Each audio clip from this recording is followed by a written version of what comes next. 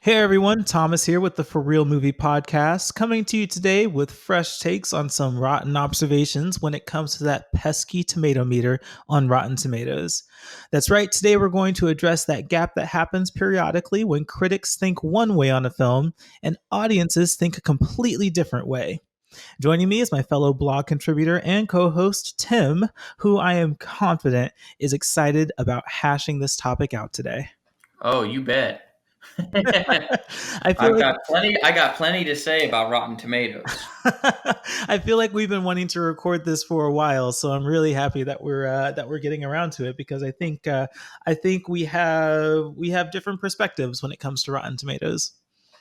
Indeed. Well, on that note, I do want to start with your let's start with like how you feel about or maybe what your relationship is with the tomato meter. Like when you hear tomato meter, what are your initial thoughts and reactions? For me, it's this is kind of where we split a little bit. I tend to lean more toward the audience meter more than the tomato meter. Um, if the tomato meter is really high, like if they're both high, then obviously I'm super stoked because I think that something incredible is coming. Um, Obviously, we're Mhm. going to talk about some times where those two scores weren't even close to each other and why we Mhm. think that is. And I think we have some differing perspectives on why we think that is. But typically, I mean, it's a passing glance. I mean, if it's really, really, really low, then I take it a little, a little, maybe a little more seriously. If it pops up and it goes 12% or something, I'm like, okay, everyone can't. If everyone hates it, then it's probably crap. But I actually, I talked to my future father-in-law today, kind of about our particular blog, and he basically said kind of the same thing that most people go to the tomato meter, and they take it with a grain of salt. So, what's your take? Yeah, you know what? The tomato meter. So I happen to fall typically in line with how the tomato meter ranks a film. That's not always. I'm not saying that I'm always like I always feel the same way. There are times when the tomato meter says one thing, and I'm like, yeah, that is definitely not how I felt about that movie. But most Wonder times, Woman. ugh, Wonder Woman. Christ. And we can definitely talk. In fact, let me make a note right now to make sure we come back around to Wonder Woman, because I have feelings about that.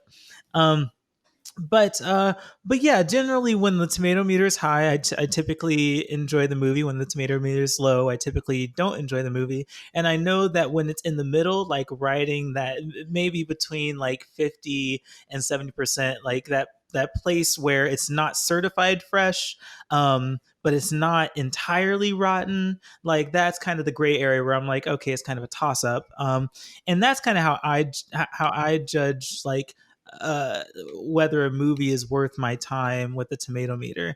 Now, of course, everyone's experience with that is different, as we're going to um, address. But yeah, I typically fall in line with the tomato meter, and so I get excited when I see movies in the 90% of the tomato meter, or I get very cautious when movies are in the teens to 20s on the tomato meter.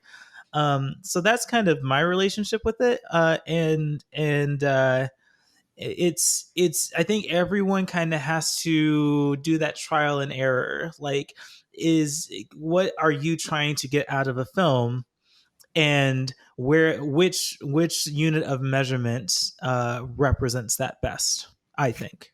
Yeah, I feel like we always do at least check the score um, Hmm. before going in, and I guess that serves its purpose. I still feel, and this isn't an original observation, but it's kind of a misleading way to judge a film because all the tomato score is the percentage of people that gave it higher than this score. So it could be a 95% critic rating, but at the same time, they all could have given it 3 out of 5.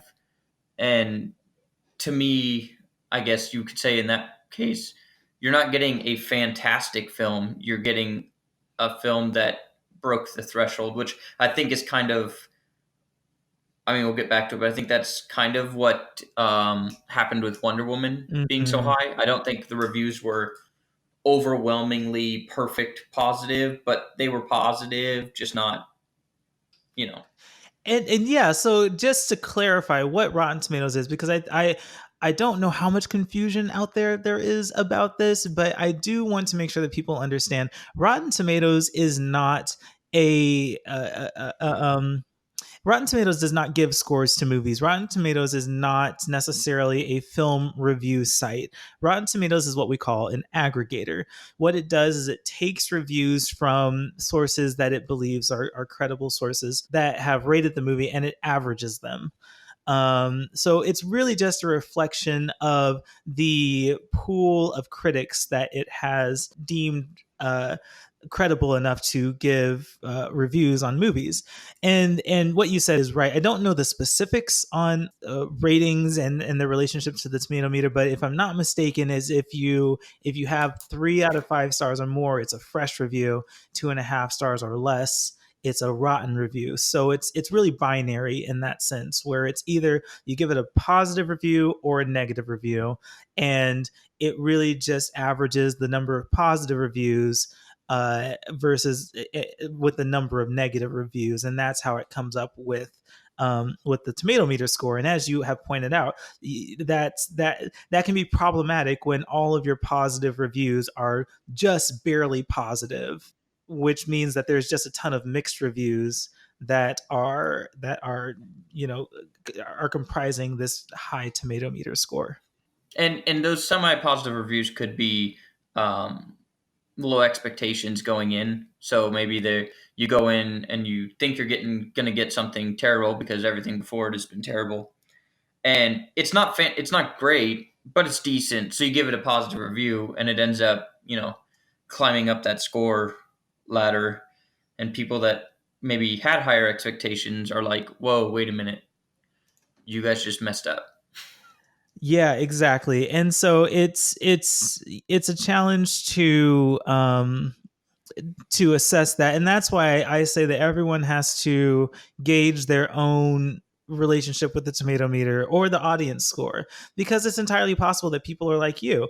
People go to movies for the entertainment or the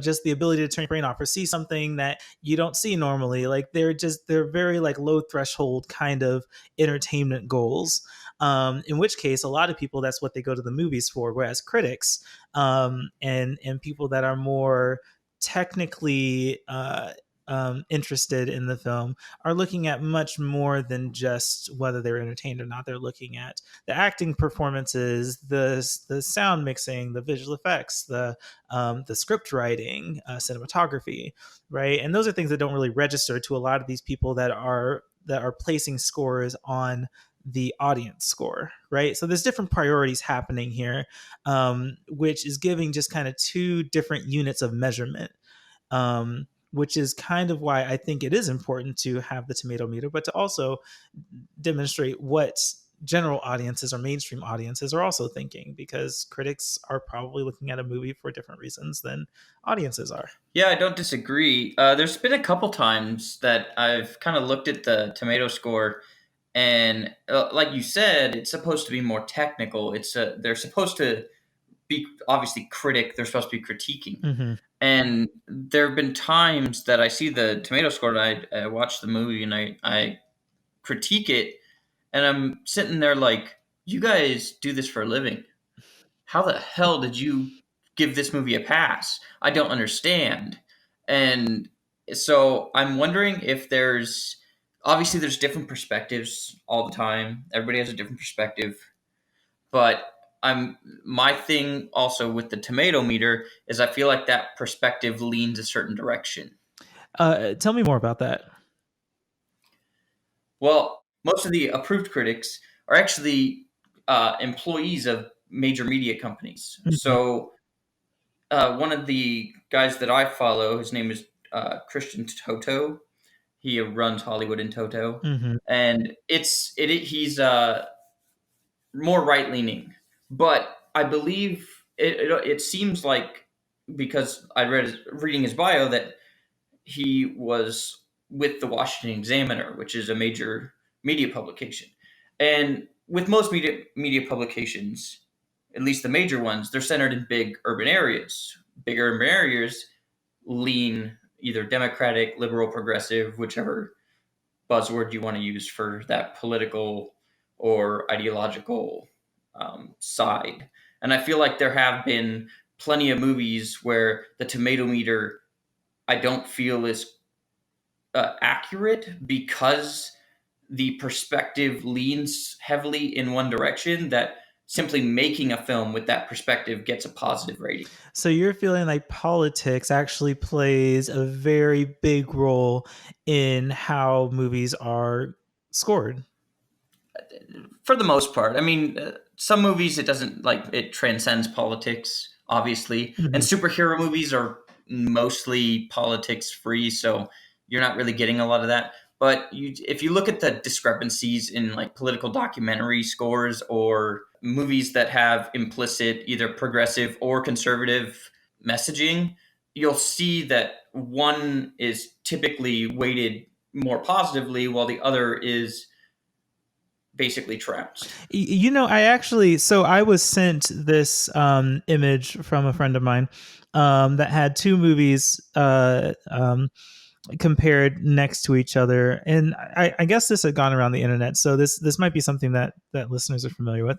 But one of the movies is Knock Down the House, which is a documentary. If I'm not I don't know the details about the movie, but I think it's these young or this there's like female politicians or female people running for political office, and it has a lot to do with the struggles of being female in politics, which kind of goes to the feminism movement, equal equality, equal equality. That was a new one.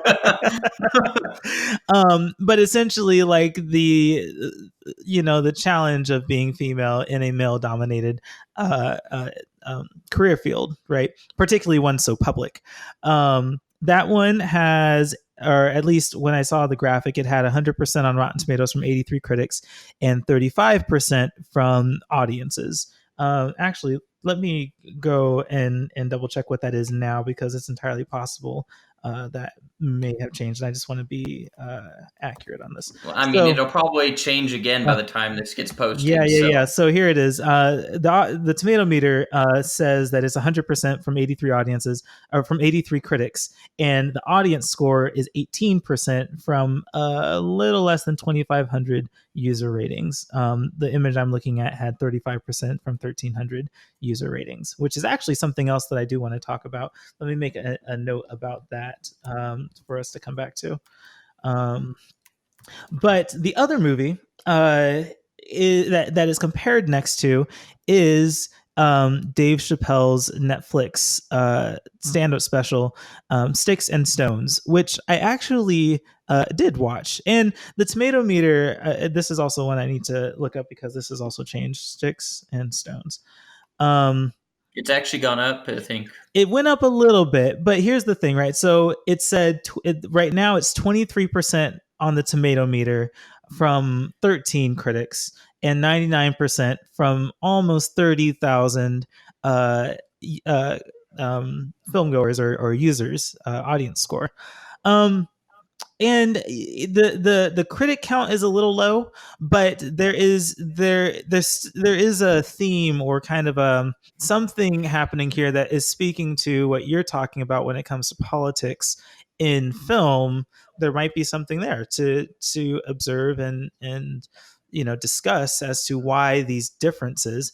Like, one movie that's very liberal leaning is 100%, while audiences think it's rotten, and this more conservative thinking stand-up special is nearly 100% with audiences, almost 30,000 people, and 23% with critics. Um, so I actually did watch the Dave Chappelle stand up special. I mean, it was only an hour and I had some time today. So I threw that on. And it's very interesting to watch because I know that stand-up specials have become kind of a, and I'm not very familiar with the history of stand-up. Um, but just in the stand-up specials I've watched, there's definitely there can be a political component or maybe a bigger message because this is the comedian's opportunity to kind of promote something that they believe in. It's almost like when people win an Oscar and they want to speak on, whatever um, whatever topic they want to push. But yeah, so this is kind of their megaphone to really get across a point through comedy. And so that's a thing when it comes to stand up specials, is having this bigger political message to influence people. And the a lot of what Dave Chappelle jokes about are things that are like, I can see his perspective and I can see where he's coming from and I can understand kind of how he has that mindset. There are also things that I'm a little uneasy about, right? He jokes very he has some jokes about pedophilia. That whole segment when he's talking about Michael Jackson and being a pedophile and how he didn't think it was Michael, but if it was, right? Like, there was a lot of content in that that's very uneasy and it's comical, but I really feel like a lot of these jokes probably belong best in a private setting where people know you and know who you are and know where you're coming from with these jokes. And I don't know. I can only imagine that is why I don't know who the source of these 13 critics are that rated this movie.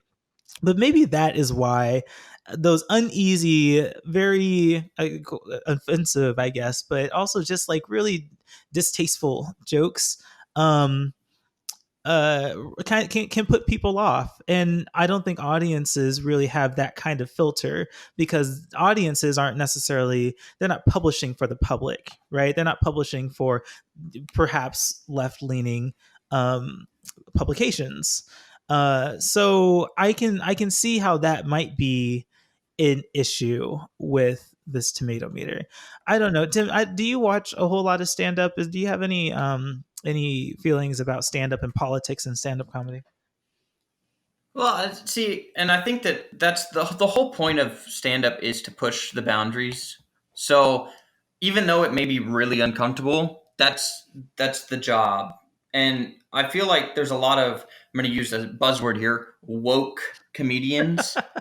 One of them happens to be Sarah Silverman, who that's really annoys me because she got her to the top by being offensive, Mm-hmm. and now she's telling people coming up that they can't be offensive. I'm Interesting. sorry, it's not for me. Not for thee is not what you get to say. Mm-hmm. Um, there was I wanted to be able to look it up because I swear it got a positive rating. There was I can't remember her name. Anyways, she did like super offensive segments that maybe aren't offensive to left-leaning people. Therefore, she got a positive rating. I think one of her episodes was "God bless abortions" or something. Oh yeah. Like, if you want an abortion, get one. Abortions for everyone. That's really offensive to half the country, Mm-hmm. and but those half the country aren't represented equally among critics, because if someone like Dave Chappelle says offensive things and he gets knocked down, and she says those offensive things and gets propped up, that to me is almost, that's at least one point of evidence. Mm-hmm. The other, you were talking about Knock Down the House, so that's a It documentary is. Yep. about Alexandria Ocasio Cortez. Um, there was no reason for that documentary to be made. They can use the whole hard being a woman aspect in politics or whatever all they want. But the truth is, once she won the primary, she was in a blue district that would never vote red. She had the easiest path to the House of Representatives. Mm-hmm. So when you compare, and then like I'm saying with political documentaries, like that one gets 100%, fine. Okay, maybe it's a quality documentary. I haven't watched it. I don't like the woman, so Actually, what's interesting, I mean, I tried watching it. I tried, and it just wasn't interesting to me. I would say that I, support equal pay for equal work, and having more representation in careers that are dominated by maybe straight white male people, or whatever, right? I like the idea of having more diversity and more equality in that sense. But so it wasn't like I disagreed with the topic or kind of got tired of them talking about it. It just wasn't interesting to me. And I guess I can go try and watch it again, but among documentaries, it was just, I think I watched about 20 minutes of it, and found and thought of other things that I'd rather be doing. So, it's not just that one though. I feel like documentaries they have. I could see the argument that the Al Gore's first climate change documentary is a good one, but I am willing to give ground to make a point. Okay, because everything that he predicted in the first lecture documentary, he either misled or lied about. Somebody actually wrote a book of all the things that he misled or lied about in the Inconvenient sequel. Yet that one gets 86% from critics. It's almost like they didn't do any research. They're just going, I am a fervent climate change believer. I love Al Gore. I'm watching his documentary. He's getting a positive score. And then you have like conservative documentarian Dinesh D'Souza, which is kind of the same as the Dave Chappelle thing, where you'll get critic score 18%, critic score 5%, critic score 0%. And you'll see the audience scores up near 90, 95, 97. And all of this just points to the idea that I think it's fair to say that major media companies, for the most part, lean to the left. that's true. And if Mhm. most critics that are being used by Rotten Tomatoes, now obviously they're expanding, and we can get into that because I have some thoughts on that too. Mhm. But if most of those critics are from major media companies, it stands to reason that most critics on Rotten Tomatoes would lean toward the left. So here's my question, right? So we're hashing out this idea of politics influencing Rotten Tomatoes, or the Tomatometer, or how movies are represented in terms of quality. I do wonder, because I know that there are a lot of people that are unhappy that left leaning critics are the ones that are most represented in the Tomatometer, which might give more credence and more credibility to left leaning films. But I do wonder, what would your thoughts be if the situation was reversed? Obviously, it would be much. I'm not going to lie. Obviously, it would be more difficult. It'd be difficult for you to call out your own quote unquote bubble because it's going your way. Why would you want it to go any other way? However, we're supposed to have a free press, a free media. I think that should apply across the board, and I feel like they shouldn't. We all know they're all biased. Mm-hmm. Like every news company is biased, but I feel like if Rotten Tomatoes wanted to remedy the problem, you just you try to find more intellectual diversity. Interesting. And I noticed that they found racial diversity or gender diversity or sexual orientation diversity, but they added 500 critics to the Tomatometer. It was a story that came out, I think it was a couple of weeks ago, that there's 500 new approved Tomatometer critics. And my question that I posed was, well, how many of those are intellectually on the right? Mm-hmm. If it's already leaning left, shouldn't you be attempting to? Now, I'm not saying put a bunch of white dudes on there, but like they act like black conservatives are or female Republicans or gay Republicans. They act like they're unicorns. They're not. Huh. That's a good point. I guess for, just to clarify, it would help for listeners to know that even though I don't necessarily consider myself Democrat, um, I do in um, a lot of my political beliefs lean left. I just don't classify myself as Democrat. And it would also help to know that you typically lean right in your political affiliations, if that's the right way to put it. I think it's pretty fair. It's a pretty fair generalization, Mm. that you lean a certain direction. Right. You're pretty progressive there, Thomas. I'm You're slightly progressive. I, so, and I'm the other direction. I think that's a good push and pull, Hmm. and I think I think that us being able to have these conversations aren't happening. Yeah. Everyone's in their own bubble. Hmm. Nobody's having these conversations. We're yelling at each other from opposite sides of the fence. And I think it's important to kind of get these issues out there. Exactly, and I think that that's why your answer to that question that I just asked you was a really really good response. This idea that you need to not just add physical diversity to your collection of representation, I guess, but to also add intellectual diversity. I really feel like, and this is kind of straying off from movies, but movies are very entwined with politics. Hollywood tends to lean left. That's something that we've talked about a lot. But I think it's important to have that intellectual diversity, and it's important to be able to have these conversations and to be able to take in other people's perspectives, because here's the thing is that for the most part, most reasonable people have a reasonable mindset on why they have those beliefs, even if you disagree with them. I think that it's important to know the background on why those beliefs are there for them. And I mean, this whole topic is like another thing that I want to record on another time. When it comes to beliefs in politics, things like, you're talking about abortion in stand-up comedy. Well, you saw that movie Gosnell, which I think is a good example of audiences that really liked it, because left right leaning audiences liked it a lot more than left leaning audiences. I don't think that scored well on Rotten Tomatoes. No, and I think that part of the issue there, in particular with the Gosnell film, it also, everything that we've talked about kind of underscores another thing. Okay, like I said, that I believe that the Tomatometer, because of where the critics are typically from, skews their results toward left-leaning messaging.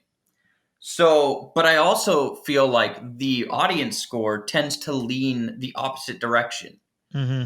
So you'll see, like you talked about Dave Chappelle, you look at the scores on left-leaning documentaries, and audience score is low. Mm-hmm. But you look at right-leaning documentaries, the score is high. And I feel like that's where, like, there's not a lot of right-wing leaning right-wing critics, but I feel like a lot of them inhabit the audience score. And that's why I wasn't a huge fan of Rotten Tomatoes doing their whole get rid of the want to see thing after Captain Marvel, Mm-hmm. or getting the or doing the whole you have to have a ticket through Fandango to be counted as. Now obviously they are trying to get other ticket carriers, so if you went to a different theater it would count, but they haven't done that yet, so they're only counting people that go through Fandango. And it Mm-hmm. Right. I, And it feels like an attempt to quell, like they see it and they're attempting to quell it. That's what it feels like. this is a topic that we're going to get to. I do also want to make it clear, guys. So we're not political experts here. We have our own political perspectives and our own political ideas. And if you have comments, please put it in the comment section. Send us an email. I would love to engage conversation about this, because that's what we're promoting anyway, right? So having conversations about these things and seeing where everyone's coming from, I think, is important. Now, what you're getting at, Tim, is a topic that I really wanted to talk about, which has plagued, or at least allegedly plagued, Rotten Tomatoes, and that is trolling. What do you think about the idea that that people are going out of their way to rate a movie in a certain way in order to reflect their own or their group's political beliefs or leanings. Oh, I don't deny that it happens. But do you think that You it know, happens on a I, d- scale? I don't think it happens at a scale that would. I don't believe that it happens at a scale that truly skews the score, because they said the same thing about The Last Jedi. Yet, if you go on any fan page, people are still fighting over The Last Jedi. It's extremely We're divisive. still So fighting of over the course, Last Jedi, and yeah, that we have a recording for that. We have that, and that's gonna go public at some point. But yes, yeah, we go back yes. and forth on that. The Last Jedi is one of those movies where I looked at the critic score and said, "What the hell movie were you watching?" And to Okay. be fair, I liked the Last Jedi. I think I was just looking for different things out of it. Like I enjoyed it. I saw it 3 times in theaters, and again we have a whole conversation about this. But I enjoyed it. You didn't, and apparently we just saw 2 different movies. And it does seem like, even with The Last Jedi, that it's split. It's not a clear split, but it is somewhat split along political lines. Mm-hmm. I feel like a lot of people on the right thought The Last Jedi wasn't very good, and a lot of people that were more progressive thought it was good. So I'm a little. I don't know Do you what to think of Do that you really, have but yeah, I was going to ask, do you have a theory about that, or like what would cause that kind of split in the case of The Last Jedi, or even I mean, let's look at other mainstream films. I mean, I know Wonder Woman was another one that we wanted to come around to, and I think that one is a little clearer where that political divide is. well, I didn't see much of a political divide there. Wonder Woman did well in both scores. So you were the only one that didn't like that Okay, so movie. maybe the divide with Wonder Woman is between the world and me. I hated Wonder Woman. I absolutely did not like it. It was not from beginning to end. That movie just annoyed me. But I think Wonder Woman is a good topic to talk about when it comes to like feminism in film and where that line is, where it's believable and where it's just too much. Um, I think that's the difference between Wonder Woman getting decent scores on both ends and then The Last Jedi. mhm, I feel like they're or The Last Jedi or even Captain Marvel. Like, to me, Wonder Woman, it is the pinnacle of basically feminism and woman power or mhm, whatever. Wonder Woman is like the strongest female superhero. mhm. She didn't have to tell us that. We already knew. You went on. No, you didn't like it. I liked it. But with The Last Jedi, you got like Holdo not telling Poe her plan because, I don't know, he's a man asking questions. Like, it was very forced. And like, they even gave her purple hair. That was over the I know. top. It's like they were trolling. Mhm. They were trolling people with I know that. you also didn't like Um, Rose. I was not a fan of Rose either, but Rose wasn't. I don't believe that Rose was as much of the feminism wasn't forced with Maybe not Rose. in the Like, Rose was production. just a character's. Like, she was just the character. Mhm. I just didn't like her character. Holdo was like, "I'm a woman. Hear me roar. I'm not going to tell you my plan. Well, You're all actually, going to die, and I'm going to wait." yeah, yeah, yeah, for sure. I think maybe this is a little bit of a tangent. We'll come back on track, but with when it comes to Rose, I know that there was, or at least I feel like I remember there being maybe not injected into the movie, but the after effect of when The Last Jedi came out, there was a lot of like dislike for the Rose character because people kind of felt that her character wasn't necessary and that she was more of a diversity hire, I guess, is an interesting way of putting it. How do you feel about that? Well, I think I was actually one of those people. Um, it actually spawned from something that Ryan Johnson said after the fact, after the movie released, that he hadn't planned on a Rose character. He basically was like, "There's not enough Asian women in here. I need another one." Hmm. And so he wrote her in, and obviously, if you take her story arc out of the story doesn't change all that much. That's basically how you can tell that he wrote her in at the end. Mm-hmm. So I didn't see Rose. Like Rose isn't that to me. She's just, I don't like the Right. character. I don't like the character Hmm. arc. It has nothing to do with her gender or even the actress. Hmm. Like I don't think that she's terrible. I just don't like Rose. It's not the actress you have a problem. It's the character of Rose and her. It's like saying I don't hate, what was his name? Ahmad, was it Ahmed? I'm gonna get killed for Uh this. Ahmed Brooks? No, that's not it. I can't remember. The guy that played Jar Jar Binks. oh. Got it. Got You it. you can hate Jar Jar Binks. Oh, Ahmed Best. It's Ahmed Best. I got There it you right. go. Nice. Put your keyboards away. um, you can dislike the character Jar Jar Binks. You don't dislike the I see. person. That's how I feel about Rose. That's a good It's distinction because I don't know if anyone likes Jar Jar Binks, but it's there was a lot of people that came out afterwards and said that Rose was worse than Jar Jar Binks. oof. I don't know if But I can understand at least the dislike for we've her character or the how unnecessary her character might have been uh to that movie. Um Yeah, we have almost like an hour's worth of Star Wars: The Last Jedi, so I'm gonna that's pop back right. over to Captain Yes, yes, yes, Marvel to kind because of get us you off wanted to get to Captain Marvel the because the there's last get off the Last Jedi yes, tangent. yes, because Captain Marvel I know created a bit of an uproar when it came to Rotten Tomatoes and critics' view of Captain Marvel and audience's view.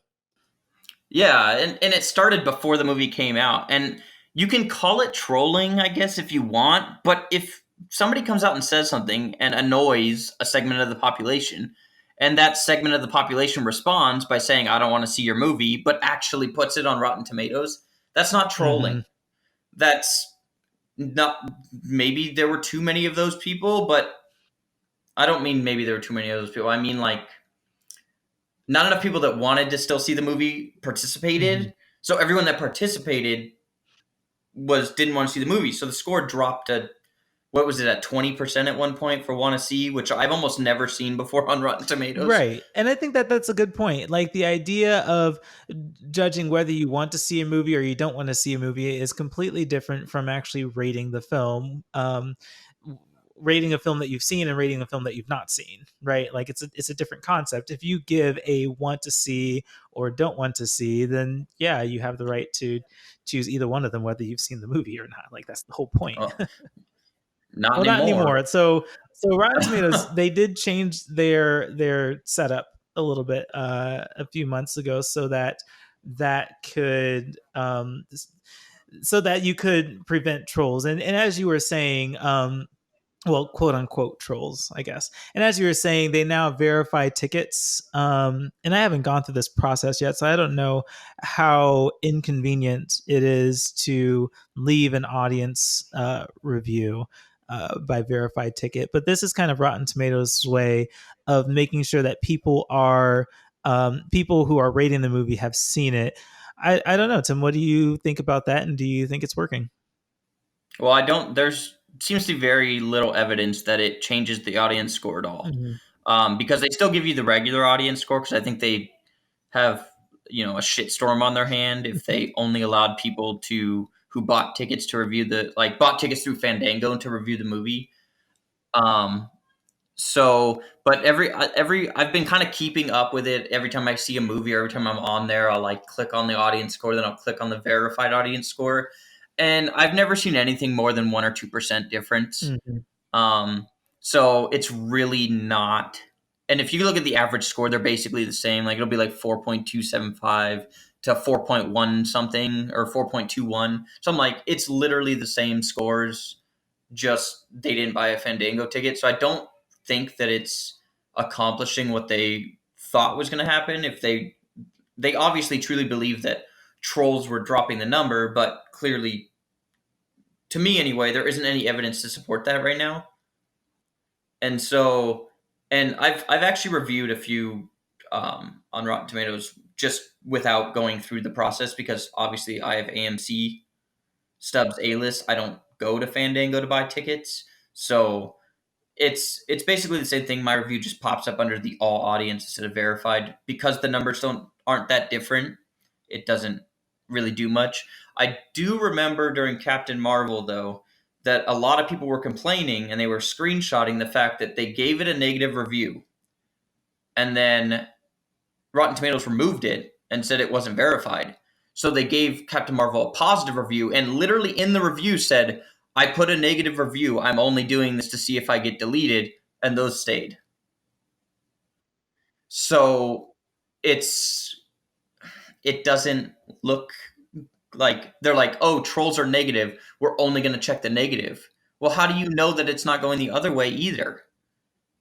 How do you know people aren't just giving it a positive review even though they haven't seen it? Maybe they're trying to. Maybe they're like, there's trolls, and they're trying to counteract the trolls by quote unquote being trolls, just in the opposite direction. It's kind of that push and pull that Rotten Tomatoes probably shouldn't have done anything in the first place. Mm-hmm. Well, this. So I guess just a real quick question, and this is completely conjecture. I don't think that we have any way to verify this, but just in your opinion, do you think that Rotten Tomatoes is influenced by bigger powers? More or less. I don't. Rotten Tomatoes.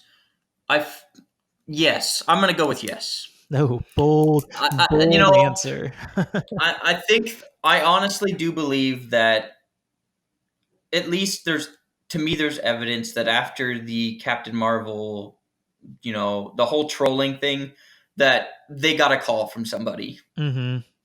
that was like, whoa, this can't happen to our movies. Mm-hmm. And so they probably threw some, like, how does I don't see, it's conjecture because I don't know how Rotten Tomatoes gets their revenue. Right. I don't know how they get paid.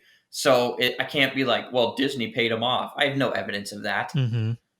But it just seems like there's something's off. Something is suspicious. I get it. So yes, completely conjecture. We're not trying to say that there is for sure this conspiracy happening, but just in your own observations, it's more likely than not, in your opinion, that is the case. I do want to know, just from your own perspective, how much ownership should be placed on Rotten Tomatoes, and how much ownership should be placed on audiences for their perceptions of the film, right? Because Rotten Tomatoes, it doesn't just give the audience or the Tomatometer score, it also lists excerpts and links to the actual reviews that they are aggregating.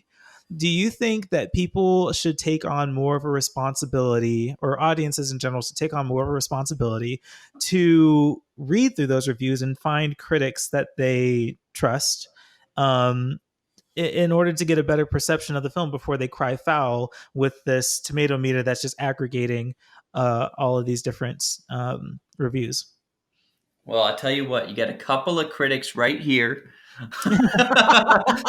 So make sure you head on over to moviesforreal.net. No. I love the self-promotion. Well done. It depends. If you're truly going to Rotten Tomatoes to truly you're like, it's my last $10 and I don't want to see this movie unless it's good. Mm-hmm. Then it's on the audience. You need to go through and reference, because like I said in the beginning, the Tomatometer is kind of misleading. It is what it is, and if you are like me, it's like, if you're saying, oh, it leans one way, well, then you have to read the reviews. I'm gonna go back to a review I did last September, so it's been a full year now, but I remember it because I counted the reviews that were counted by the Rotten Tomatoes aggregator, and I actually went, because I couldn't understand. It wasn't a great movie. The movie is called Peppermint. Oh, yes, Jennifer Garner? Yeah, and Jennifer Garner is actually really good in it. Right. Maybe the best part of the whole thing is Jennifer Garner, and that's basically it. But, so I look at it, and it's one of those movies that's in the teens. And I'm like, why is it in the teens? I mean, I could see 40s. Maybe something like that. Like 2 out of 5 critics gave it a decent score. So I began to read the critic reviews. And this kind of goes back to the leaning a certain way. But I'm going through these reviews. I think it had like 55 at the time, something like that. It was like 50, 55. And I go through and I'm reading just the excerpts, just what they thought was most important in every one of these reviews. And fifth of them were directly related to Donald Trump. And I'm like, I'm literally sitting there going, wait a minute. The movie, spoiler alert, Mhm. not that it didn't make that much money. I know most people haven't seen Peppermint, but I mean, you might pick it up at Redbox or it's at the DVD store for $4.99. I mean, it does have a 72 from audience scores, so if you lean towards audience scores, it might be one for you. Yeah, and so, and I even gave it wasn't a. I think I gave it a 7, so it was like right there in the middle, like on the cusp, one way or the other. Mhm. So I didn't give it a great score. I didn't think it was a great movie, but reading the reviews, I was like, "What are you guys doing? Like, stick to the movie." Mhm. They were, I mean, because the movie's about Jennifer Garner, her family, her daughter, and her husband are gunned down by drug cartel men because the husband was in deep with something that she didn't know or whatever. So Mhm. she basically turns into a vigilante. Mhm. But because the bad guys are Hispanic and she's white, this is Trump's America, a white woman gunning down Hispanics in the street. And I'm kind of like, okay, you are counted by Rotten Tomatoes to critique a film. The film has nothing to do with Donald Trump. Nothing. It is literally a revenge story. Right. It is. Casting Mhm. technically a minority lead because it's a woman. Mhm. And yet a fifth of the reviews that are of the total reviews that are all negative and completely low, like we're talking zero point 0.5 or 1 out of 5, are all the same type of thing. And I'm like, okay, the movie isn't great, but it is not that bad. And it is not what you're saying it is. So, yes, it is on the audience to read, at least read the excerpts. Mhm. Like, if you just look at the score, you're not getting the full picture. Mhm. Yeah, read the excerpts. They Have you ever seen anything? Have you ever read through and like seen kind of a message in the critic reviews that you were like, "What the heck is this?" actually, I don't. So I'm not quite as diligent about it. I do like I said. I know my relationship with the Tomatometer, and I feel comfortable with going with my with that relationship. And if the movie isn't good, then I blame myself, not necessarily Rotten Tomatoes for misleading me. Right? Like if I see a movie that is certified fresh and I think it's awful, well, I went based on my own understanding of my relationship with the tomato meter. So I put that on me. I don't like cry foul for Rotten Tomatoes. But there are times when I'm very curious, like what makes this movie good or what makes this movie so bad, particularly when I have an expectation for a film and then the tomato meter comes out and it's completely different than my expectation based on my exposure to the marketing.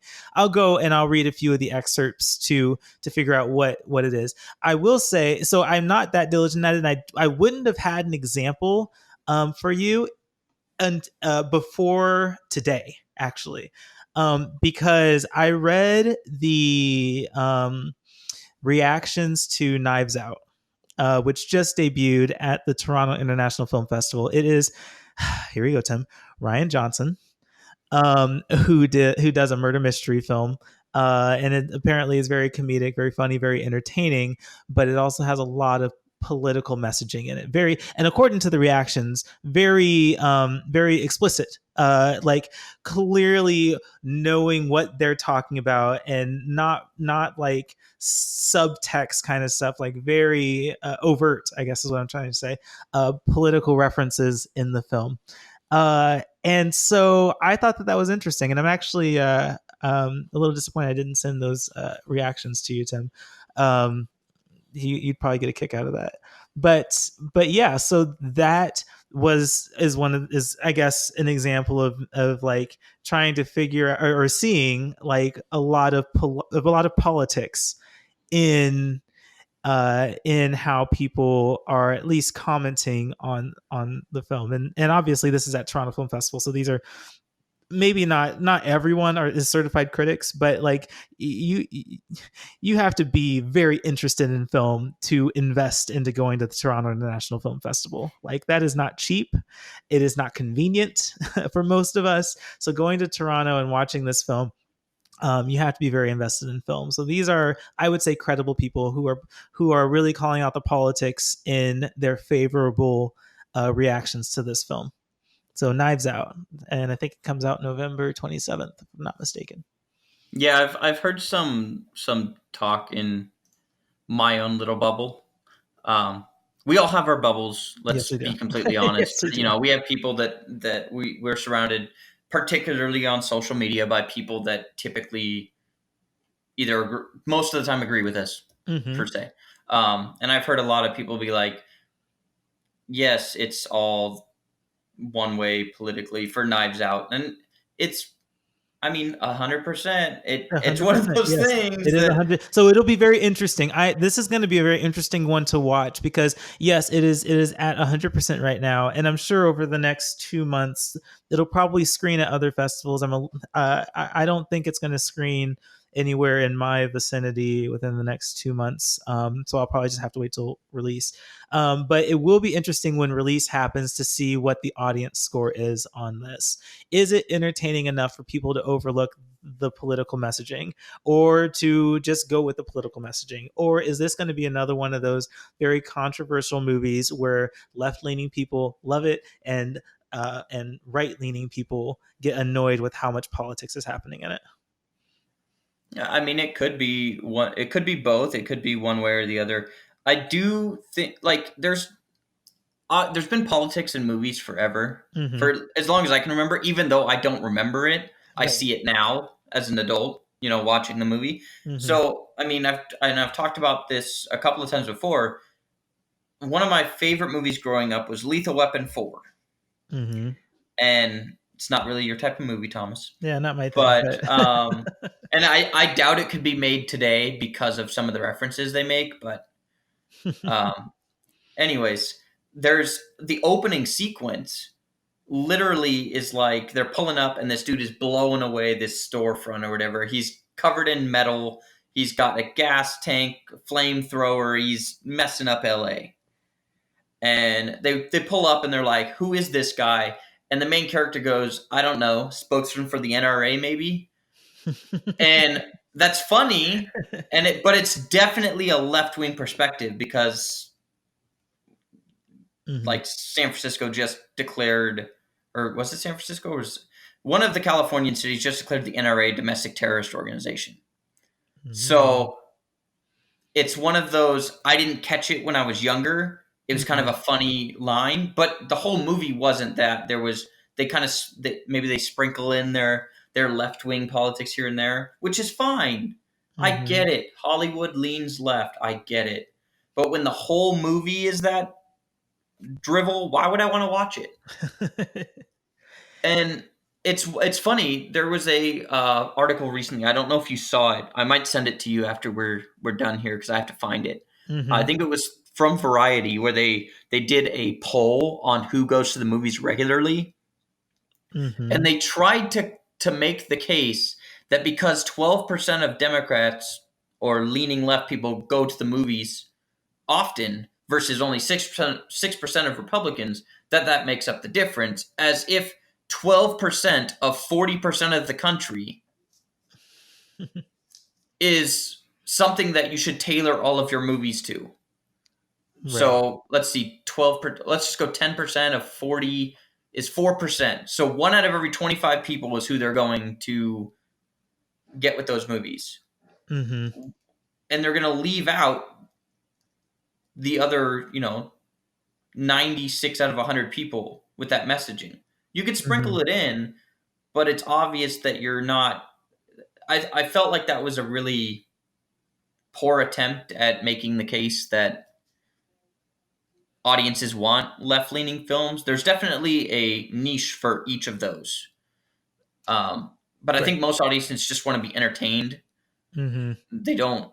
And a lot of audiences, even some that do lean left, lean right, or middle, they're actually going to the movies to be entertained, to get away from everything that's happening in day to day life. Right. Like, it's exhausting to pay Mm-hmm. attention to politics all the time. It really is. Seriously, if you are always paying attention to politics, you have to take a break sometimes. Like I'm an avid NPR listener, and sometimes I'm just like, I swear, if you guys mention that topic one more time, I'm not going to be paying attention. I think just news in general, news, media, politics, they really run it into the ground a lot of times. And I think that goes on both sides. I think that's just the nature of reporting news and politics. You know, you're trying to reach people and report on the latest information and breaking news, and how much information can we get out to people. So yeah, you're right. It is it is incredibly exhausting, and I think you're right also in the sense that movies are typically an escape from that. I think the only caveat that I would say to that is movies is an escape from that unless it's excessively agreeing with you, and then you don't mind. Touche, And then, touche. and then you don't I like it. I don't disagree. mind. I just, since we're talking about the tomato meter, I get that there's movies that are made. Like, I'm not gonna go see. I'm not gonna go watch Knock Down the House. Why would I watch Knock Down the Right. House? It's preaching to I the don't like choir, that. right? I don't. And what you just said is very interesting. You said preaching to the choir. Mhm. This is something that I read on the critics' ratings on right-leaning topics all the time. Mhm. They'll say it preaches to the choir. Well, doesn't Al Gore's second documentary preach to the choir? Mhm. Doesn't Knock Down the House preach to the choir? You didn't make that for me. You made it for a particular audience. You're preaching to the choir. Why is it that Mhm. only one, at least with those particular reviews, why is it only one side is always preaching to the choir? Right. And I mean, sure, filmmakers have a right to do that. If you think that your audience is big enough that preaching to the choir will make you money on that project, I mean, you have the right to do that. I am always pushing for more thought provoking topics, subjects, and content in filmmaking, and not just in politics. Like, I like my movies to have a little bit of thought put into how it's written and made. So that's just me, but I do extend that expectations into politics, where I don't necessarily want it to be preaching to the choir. I want you to challenge my perception of something in a way that really invites me to think about it, um, and not just tell me what I want to hear.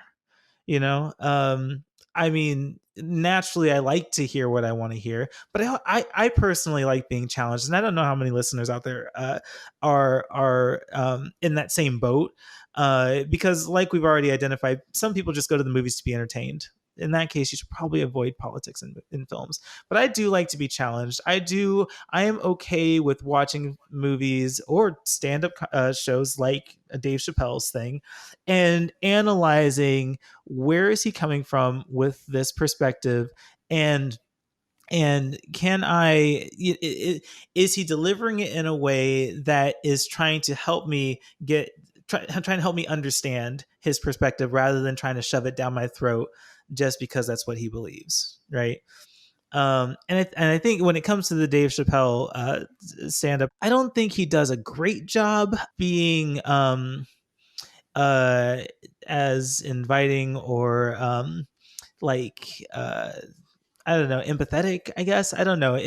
There's definitely a shrewdness to it, because he's a stand-up comedian. In many cases, he's a shrewd stand-up comedian. But if you are just watching it for the comedy, I do think that there are some nuggets that you can take away and be like, huh, I see his perspective there. And if you're willing to challenge yourself and do that, like, that's what I want out of film, and that's something that I look for in film and entertainment. So hopefully other people start trying to find that too. That was pretty good. Yeah. I have a hard time believing most people like to be challenged nowadays.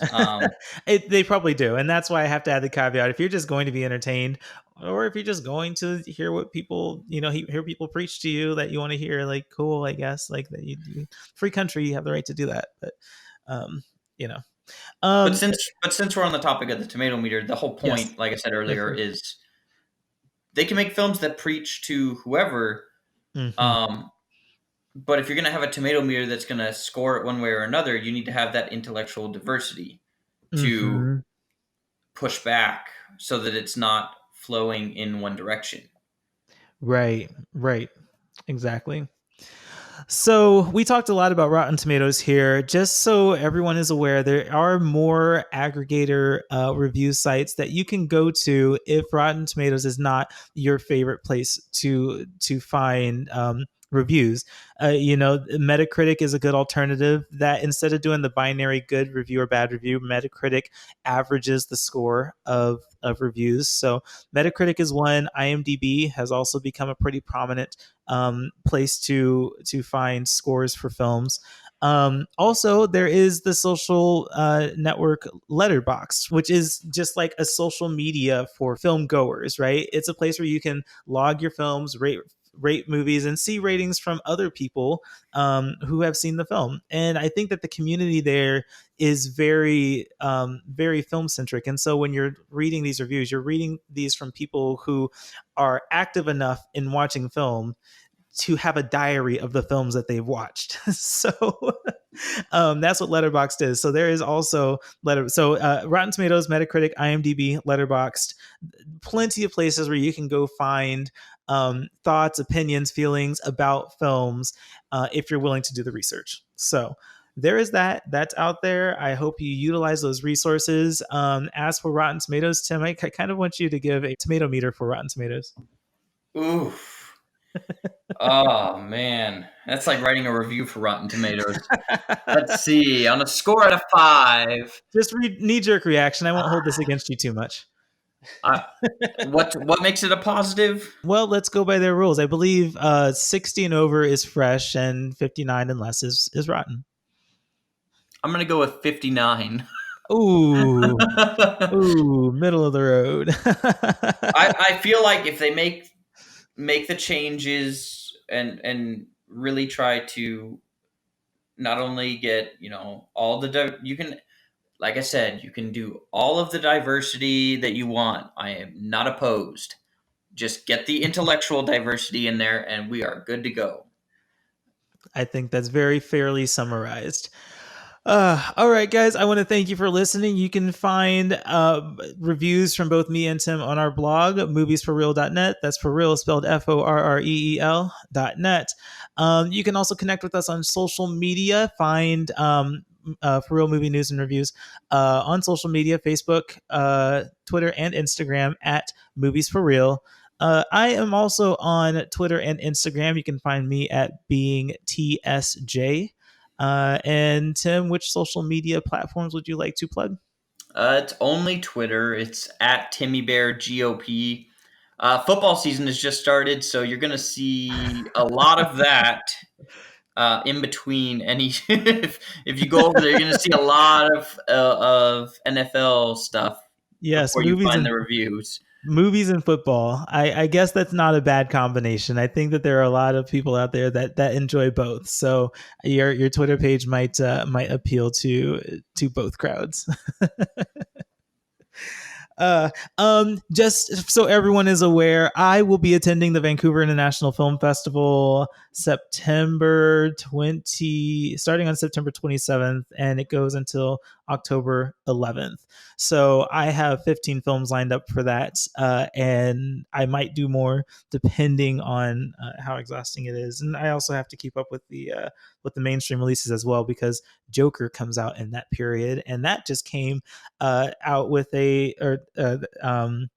that just debuted a month ago, but is getting rave reviews and just won a super prestigious award at a Venice Film Festival. So I have a lot of expectations for that, a lot of high expectations for it. But yeah, so anyway, point being, there's going to be a lot of content coming from me regarding the film festival, and you can find more information. I posted it on my Twitter. There will probably be more on the For Real Twitter as well. Okay, anything else to plug, Tim? No, nothing from me. Cool. All right, we've talked long enough. Thank you guys for listening. We will not see you, but we will hopefully have you around for the next podcast. All right.